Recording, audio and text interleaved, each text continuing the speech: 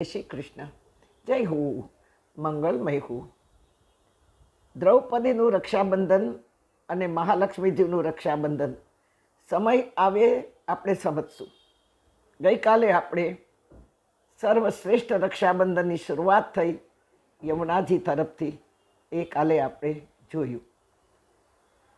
શ્રાવણ સુદના 15 દિવસ શિવજી સાથે રહ્યા આપણે બધા. હવે આ 15 દિવસ વદના કાનુડા સાથે રહીશું. હરિહરનો આ મહિનો છે. કાલે આપણે કૃષ્ણાવતારને સફળ કરવા મહામાયા જન્મી અને કાનાની બદલે કંસના ક્રોધને બોરી લીધો. અને અમારો એક બહુ જ મોટો સંપ્રદાય કહે છે કે અમે માતાજીને માનતા નથી, અમે એમનો પ્રસાદ પણ ન લઈએ, પણ ઘરની મહિલાઓમાં મા હોય, બેન હોય, કાકી, મામી, ભાભી, માસી, આ બધાના હાથની બનાવેલી રસોઈ તો હોશે હોશે ખાવામાં વાંધો નહીં. શિવ તામસ છે એવું ગુરુ એ કહ્યું અને એણે એવું ઠસાવી દીધું છે. એ તો દુનિયા છોડીને વયા ગયા, પણ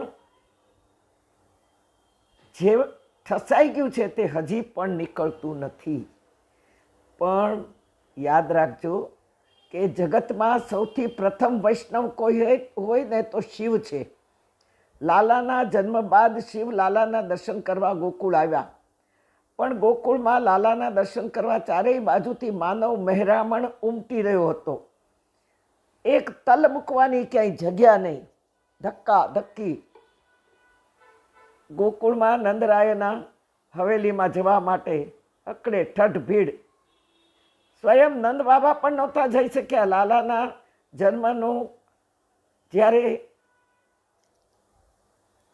સાંભળ્યું કે લાલાના જન્મ થયા અને ચારે બાજુથી લોકો રાજી થઈને ઉમટી રહ્યા છે, પણ વૃદ્ધિ સૂતક લાગવાથી નંદ બાબા યમુના સ્નાન કરવા ગયા અને જઈને આવ્યા તો યમુનાના કિનારા સુધી હકડે ઠઠ વૈષ્ણવો ચારે બાજુથી લોકોના ટોળા ઉમટી આવ્યા હતા.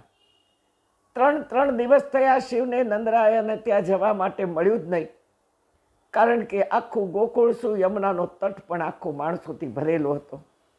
અને શિવ ગોકુળના પાદરે બેસી ગયા. આજે પણ ગોકુળના પાદર ઉપર આશેશ્વર મહાદેવનું મંદિર છે. લાલાના દર્શનની આશાથી આવેલા શિવ નંદરાયની હવેલીએ જઈ ન શક્યા, તેથી ગોકુળના પાદરે બેઠા. તેથી આશેશ્વર મહાદેવનું મંદિર કહેવાય છે, જેના દર્શન કર્યા વગર કોઈ પણ વૈષ્ણવ ગોકુળમાં જઈ નથી શકતો અને યાત્રા સફળ નથી થતી.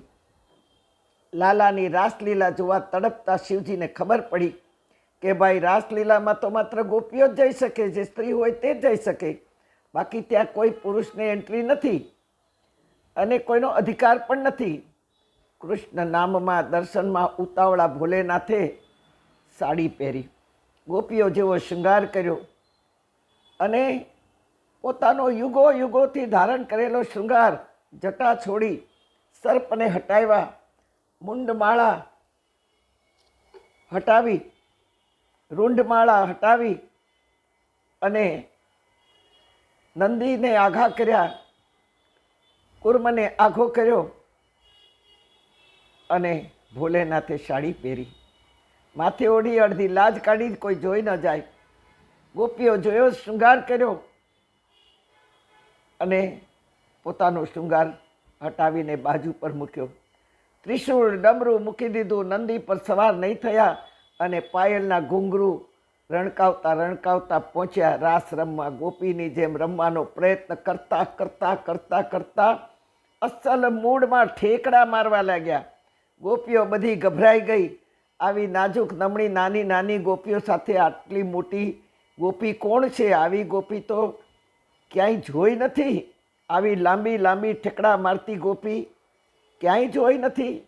અરે, ગોપીને ગરબા ગાતા ના આવડે એવું બને, પણ આ ગોપી તો કોઈ વિચિત્ર છે.